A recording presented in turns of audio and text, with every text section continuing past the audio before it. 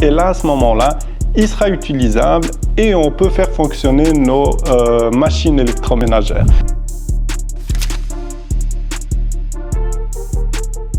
Alors ça, c'est une très bonne question. Pourquoi je dis c'est une très bonne question? C'est parce que toujours on s'intéresse à la partie économique ou écologique des panneaux photovoltaïques, mais on ne s'intéresse jamais au principe de fonctionnement ou à la constitution d'un panneau. Je ne vais pas rentrer dans la technique. Un panneau photovoltaïque, il est constitué de cellules. Donc c'est des cellules qui sont généralement fabriquées en silicium. Et donc le silicium, il est à base de sable. Les cellules, ils contiennent des atomes, et comme on a étudié à l'école, les atomes, il y a des électrons qui tournent autour. Et donc, revenons au principe de l'électricité, c'est quoi? C'est le déplacement des électrons. Et donc, c'est pour ça qu'un panneau photovoltaïque, on va avoir une partie qui est en déficit d'électrons et une partie qui est en surplus d'électrons.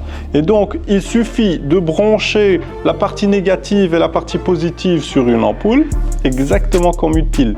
Et on va permettre aux électrons de circuler et c'est ce qui va faire fonctionner l'ampoule. C'est exactement le même principe qu'une pile. La seule différence, c'est que le panneau photovoltaïque, il est inépuisable. Voilà, donc il faut savoir aussi que l'électricité qui est générée, qui est produite, ça va produire du courant qui est continu, qui est différent du courant qui est utilisé à la maison.